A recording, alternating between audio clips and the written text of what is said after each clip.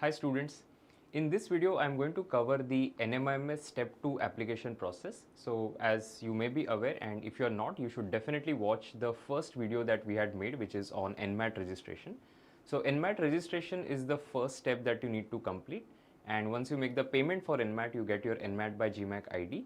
The second step is going to be NMIMS application. So you have to go to NMIMS website and complete the rest of the application process.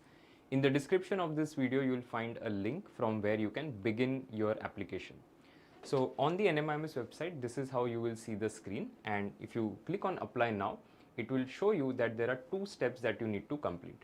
Step 1, as I said, register for the NMAT, complete the payment there, get your NMAT by GMAC ID.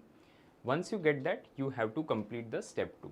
You can begin your step 1 registration on the link as I mentioned, and you have to enter your first name, last name, email ID, state, city, mobile number, generating the OTP, all of the simple process that you need to complete. Once you do this, you have to go to the step 2. So step 2 will start once you have received your NMAT by GMAC ID. And once you have that ID, you come back on this page and start the step 2 of the entire application. So in step 2, it will show you that the things that you need to have is just the NMAT by GMAC ID, and then a lot of data will get auto-populated because it is being taken from your NMAT registration. So once you complete your step 2 registration, once you click on this, it will show you that you have to enter your registered email and your password.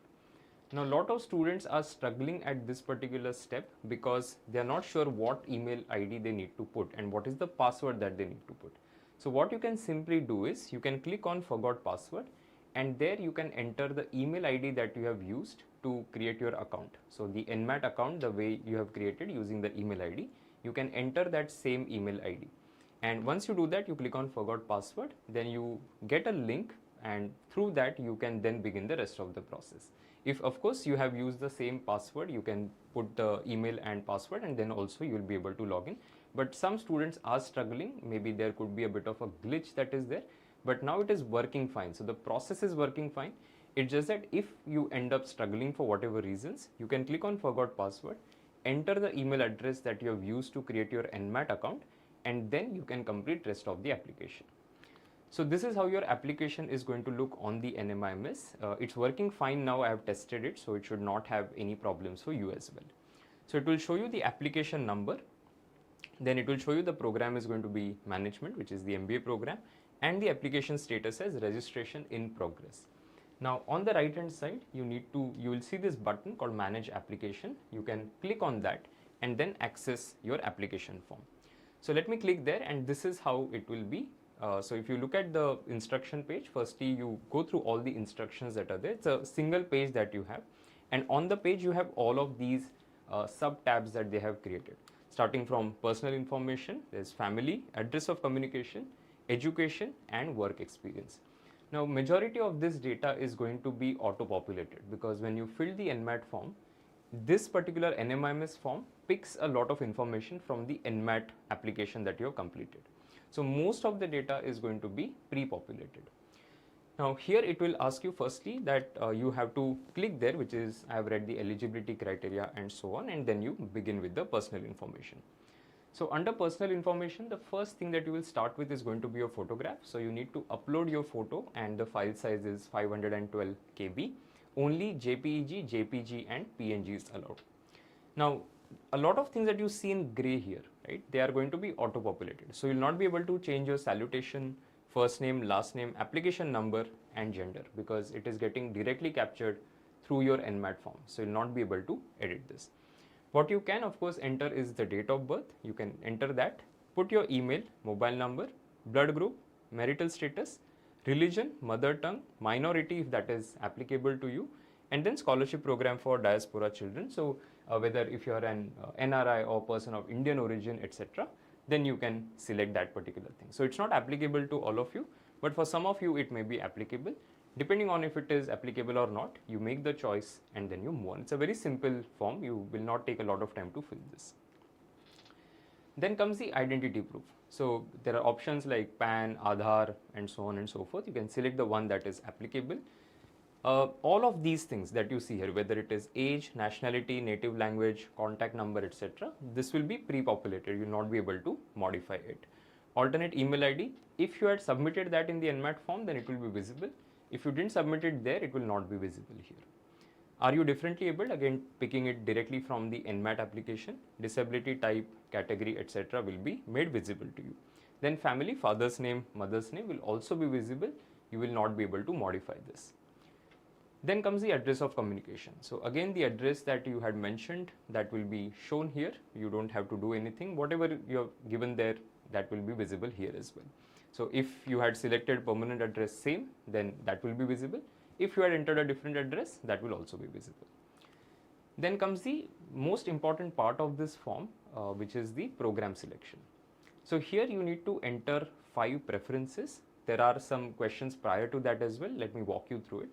The first question is academic background or the graduation degree name. So from the drop down, you need to select the degree that is the best description of what you have done. It may not be the exact degree name in some cases. In most cases, you will find the name of the degree available. So you can select the name of the degree. The second is whether you have mathematics or statistics in your graduation, because some of the programs at NMIMS have that particular requirement under eligibility that you need to have maths or stats in your graduation as a subject.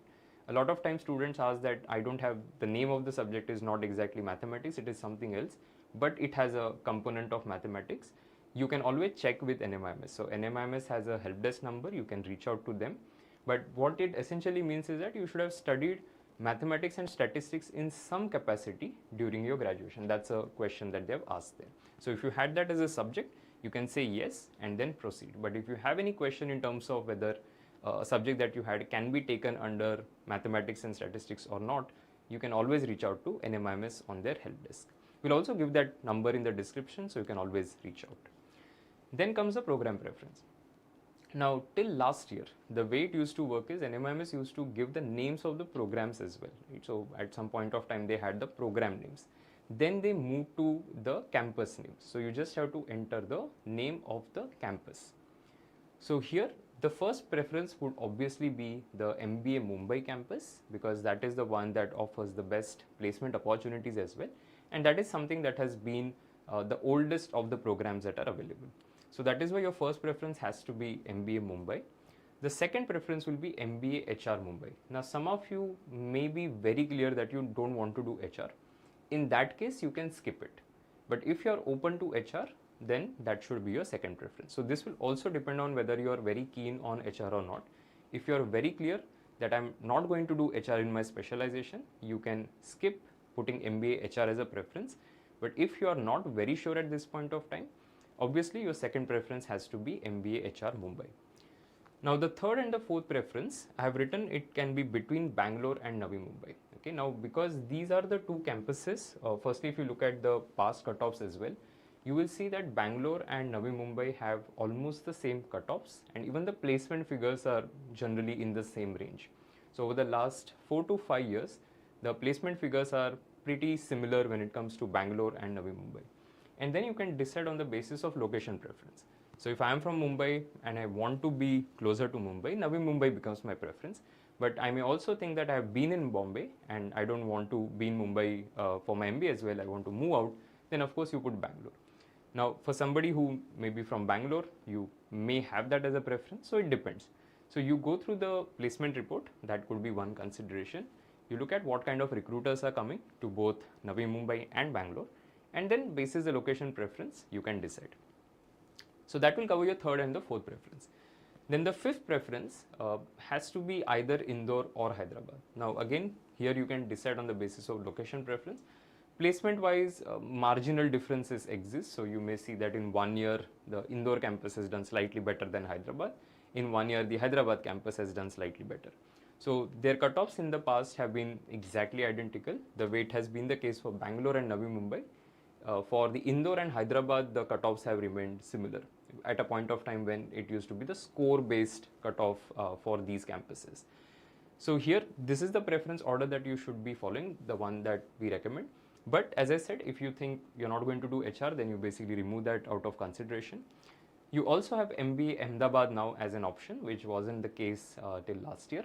So MBA Ahmedabad is also there. They already started a campus there, and from this year they will have an intake of 240 for the MBA at Ahmedabad program. But because it's a new campus, some of you may be reluctant to keep that as a preference, and you have to decide basis what your aspirations are. Now, some students they think that they will not be able to make it to the Mumbai campus. In that case, you will have to decide whether you want to put Mumbai or not. But I would encourage all of you to put NMIMS Mumbai, the core program MBA Mumbai, as one of the first couple of preferences that you put, because that's the best thing that can happen to you. And the way it happened with NMIMS last year, wherein the cutoff for all the programs and campuses was kept at 209. Above that, whoever basically had the NMAT score, they were called for the subsequent process, and post that process there was an assignment in terms of who will get which campus, right? Which means that opportunities will exist for students even who score on the lower spectrum. There's a, let's say, a 210 or a 211. They would also have an opportunity to make it to NMIMS based on last year's cutoff, of course.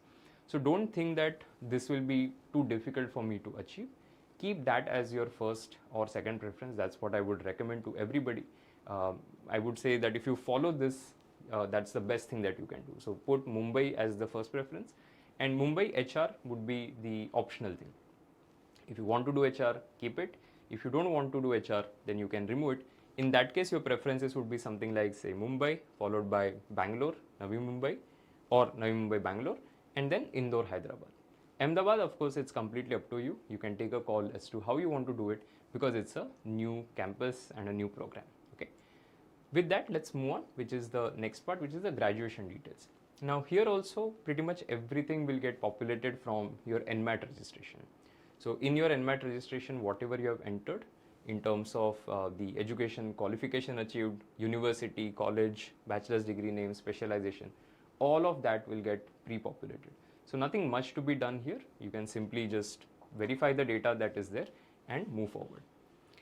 Then the work experience section. So even in WorkX, everything will get populated. Similar to what you have in the NMAT form, you see industry 1, 2, 3. Whatever you are submitted there in the NMAT form will be visible here as well. Moving on to the next part, which is the last thing. So once you have verified all of this information which you had entered in the NMAT form and added the preferences and whatever the new questions that are there in the NMIMS form, you have completed your application. Does that mean that your application is done? No, because you are still yet to make the payment. So what you will see is once you have completed all the form part, you will see registration completed, but you have still not made the payment. So there's a button that you will see there, which is in the right corner. It will say pay registration fee. You have to click on that, and once you do that, a window will open something like this. It will show you 2,900 rupees. So the fees that you paid at the time of NMAT registration is for NMAT, which is a test. That test score will be shared with NMIMS, and NMIMS will be using that score to shortlist candidates. But you still need to apply to NMIMS and any other colleges also that you would have chosen in your NMAT application. I had explained that process in detail in that video. Make sure that you watch that as well. That is the first video that you watch rather, which is the NMAT registration. Once you're done with that, this is the video that you watch, which is for NMIMS registration. So once you make the payment of 2,900, then only your application will be complete. It has then reached NMIMS. So this is all the thing that you need to complete so that you can say that, okay, I've completed my NMIMS application. Now, if you have any questions, please let me know in the comment section. We will give you all the links in the description. Firstly, as to the application form itself, from where you can access it. Secondly, it is going to be for the NMAT registration, which is the first step. And this is the video, which is basically step 2 of the NMIMS application. I hope this has helped you and given you a complete overview of the application. If you have any questions, please let me know. Happy to help you. Thank you so much for watching, and I'll see you soon in some other video. Bye. Take care.